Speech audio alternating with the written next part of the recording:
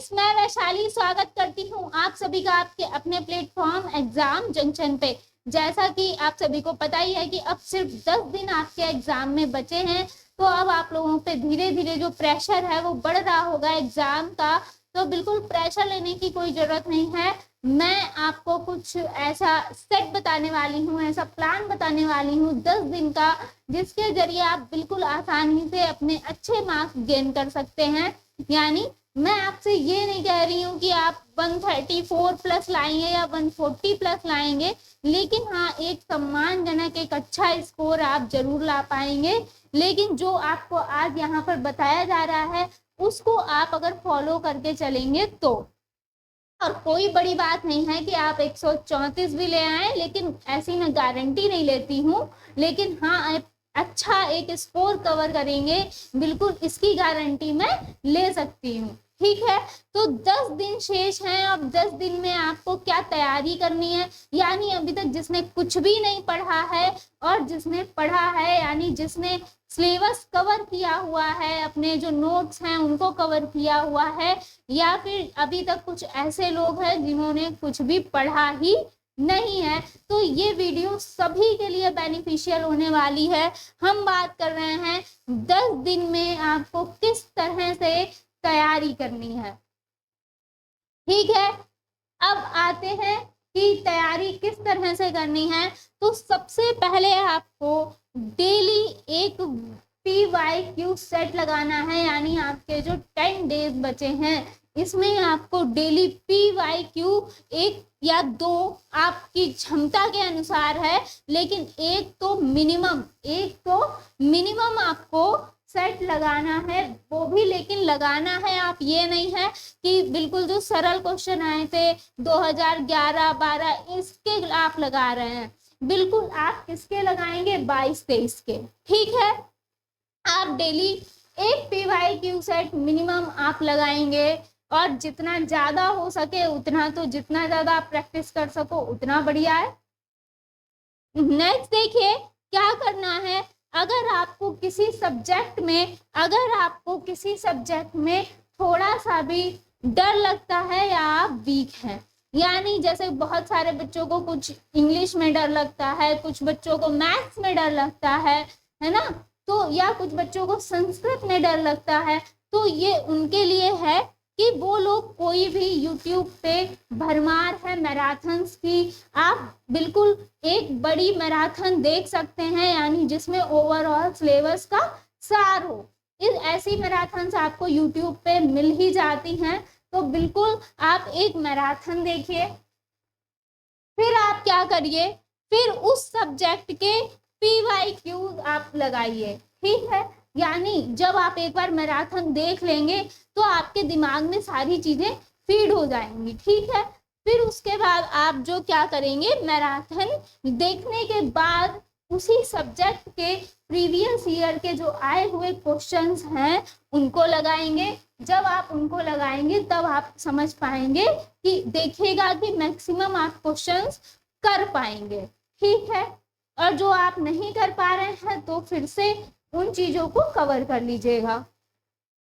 और आपको डेली एक प्रैक्टिस सेट बिल्कुल लगाना है, और वो भी टाइमिंग के साथ लगाना है। ठीक है, बिल्कुल आप एकदम टाइम अपना लगाकर एक प्रैक्टिस सेट डेली का डेली लगाइए, जिससे कि आप टाइम मैनेजमेंट भी सीख सकें। ठीक है, तो इतनी चीजें आपको डेली आपको बेसिस पे करनी है। और जैसे कल आप स्टार्ट कर सकते हैं कि जिसमें आपको डर लग रहा है, लेकिन आपको डेली ही एक मैराथन देखनी है, हर सब्जेक्ट की देखनी है। जैसे एक मैराथन आपने देखी, उसके बाद उसी से रिलेटेड सारे PYQs जो हैं उस सब्जेक्ट से रिलेटेड सारे लगाकर देखे कि आपसे हो पा रहे हैं या फिर नहीं हो पा रहे हैं। ठीक है, तो इस तरह से आपको सीरीज चलानी है।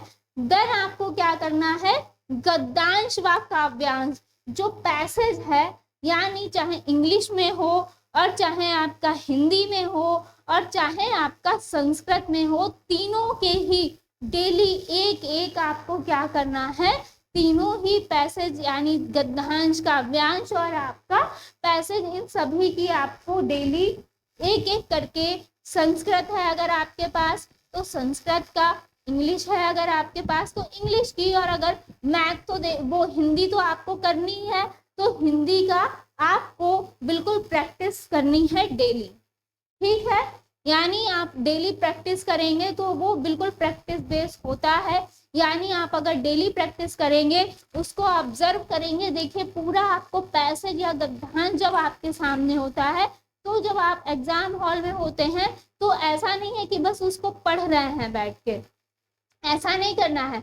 उसमें आप एक सरसरी निगाह से आपको देखना है कि किस टॉपिक से रिलेटेड दिया है, क्या इसमें दिया गया है, और फिर एक सरसरी निगाह से देखने के बाद आप सीधे आ जाइए आपके क्वेश्चंस पे, और क्वेश्चंस के जरिए आपको पता चलता है कि कौन से जो हैं वो आपके वर्ड्स जो हैं वो इम्पॉर्टेंट हैं, जिनको आपको अपने पैसेज से कवर करना है। ठीक है, तो फिर उनको रेखांकित करके आप बहुत जल्दी से जो आपका पैसेज है उससे आप आंसर निकाल सकते हैं। तो वो आपका किससे आएगा, प्रैक्टिस से आएगा। देन जो आपको पैसेज दिए जाते हैं, चाहे मैं आपकी बात करूं हिंदी में या आपकी बात करूं इंग्लिश में, तो दोनों में ही मैक्सिमम जो आपके जो पैसेज हैं वो आपके एनसीईआरटी की प्राइमरी और जूनियर बुक से 1 to 5 और 6 to 8 की बुक से ही आपको पैसेज उठाकर दे दिए जाते हैं। तो एक बार जरूर आप सारे जो लेसन्स है आपके 10 डेज हैं, और बिल्कुल ऐसे छोटे छोटे लेसन आप खुद ही देख रहे होंगे, 1 to 5 और 6 to 8 की बात हो रही है। तो हिंदी और इंग्लिश में आप एक बार जरूर बुक के जो आपके लेसन हैं और उनका जो सार है एक बार सरसरी निगाह से ही आप देख लीजिएगा। ठीक है, तो ये आप इतना कर पाएंगे। देन उसके बाद जो आपके कुछ महत्वपूर्ण वैज्ञानिक हैं, कुछ महत्वपूर्ण आपके वैज्ञानिक जो आपकी पूछे जाते हैं आपके सीटेट एग्जाम में, भर भर के इनसे क्वेश्चंस आपसे सीटेट पूछता है। बिल्कुल आपके जिन पियाजे जी, वाइगोत्स्की जी, नाम Chomsky, Kohlberg, Skinner, Harvard Garner और वैन हीले थ्योरी, यानी इन सभी से आपसे क्वेश्चंस बिल्कुल भर भर के पूछे जाते हैं। वैन हीले से आपको कोई भी सेट उठा लीजिए, आपको जिन पियाजे, Vygotsky, Noam Chomsky, Kohlberg, Skinner, Harvard Gardner, Van Hiele, ये आपको देखने को मिलेंगे। तो प्लीज इनको एक बार कवर कर लीजिएगा। देन आपकी बात करें कुछ इंपॉर्टेंट टॉपिक जो आपके ओवरऑल सीटेट और ओवरऑल पेडागोजी के लिए इंपॉर्टेंट है। अगर मैं बात करूं, देखिए एनईपी 2020, बिल्कुल एनईपी 2020 आपका बहुत इंपॉर्टेंट टॉपिक है। आरटीई 2009, एनसीएफ 2005 और निपुण भारत मिशन, इन सब से आपसे बहुत ज्यादा क्वेश्चंस क्या सीटेट पूछता है। ठीक है, तो इनको आपको फॉलो करना है। देन आपको एक प्रीवियस ईयर, एक प्रैक्टिस सेट मिनिमम आपको लगाना है, प्लस पैसेज की जो है वो आपको क्या कर लेनी है, पैसेज की भी आपको एक बार प्रैक्टिस कर लेनी है। रही बात हिंदी में ग्रामर या फिर इंग्लिश में ग्रामर की, तो एंटोनिम, सिनोनिम या फिर हिंदी ग्रामर की बात करूं तो बहुत ही कम क्वेश्चन पूछता है और बहुत ही सिंपली संज्ञा, समास, है ना, अपोजिट्स, इन सब से ही आपसे क्वेश्चंस पूछता है। तो वो आप आसानी से कर सकते हैं। मतलब अब ये टाइम नहीं है कि आप उसमें टाइम वेस्ट करें, क्योंकि उनसे क्वेश्चन कम आते हैं। चाहे आप हिंदी लीजिए, चाहे आप इंग्लिश लीजिए, आपका दोनों में ही आपका बेस जो है वो आपका बिल्कुल आपका पैसेज है, और देन उसके बाद आपकी पेडागोजी है।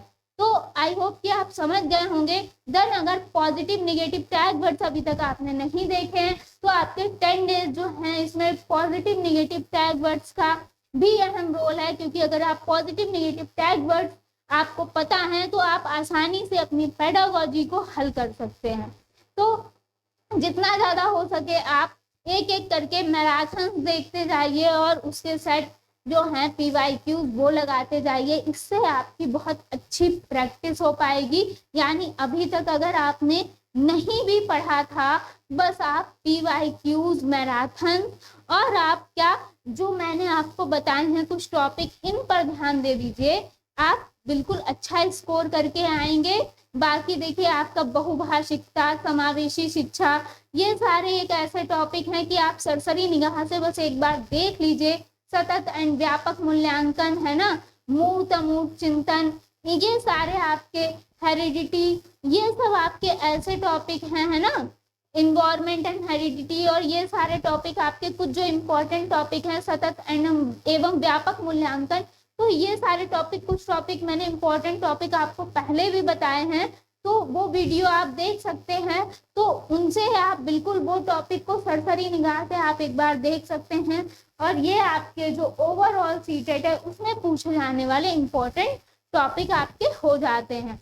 तो प्लीज ऐसी ही वीडियो अगर आपको देखनी है तो मेरे चैनल को सब्सक्राइब कर लीजिए, बेल आइकन को प्रेस कर लीजिए, ताकि आपको ऐसी ही अपडेट मिलती रहे। बाकी मैं खुद आपको डेली 2 बजे से मैथ्स की क्लासेस देती हूँ, तो आप अगर मैथ्स पढ़ना चाहते हैं तो मेरे चैनल को बिल्कुल आप सब्सक्राइब कर लीजिए, बेल आइकन को प्रेस कर लीजिए। और देखिए आपको जितने भी इम्पोर्टेंट टॉपिक हैं वो मैं आपको ऐसे रिकॉर्डेड के जरिए आपको देती हूँ। तो आप लोग अगर सीटेट पास करना है तो प्लीज चैनल सब्सक्राइब जरूर कर लीजिएगा। और आपको अगर मैथ्स से डर लगता है तो प्लीज जल्दी से आप सब्सक्राइब करके बेल आइकन को जरूर अपडेट कर ले, ताकि आपको जो क्लास है उसकी अपडेट भी मिल जाए। आपकी डेली क्लास 2 बजे से जो लाइव सेशन होता है 2 बजे से होता है। तो आई होप कि आप सभी लोग अच्छे से तैयारी कर रहे होंगे, तो अच्छे से तैयारी करिए, अच्छे से स्वस्थ रहिए और व्यस्त रहिए। धन्यवाद।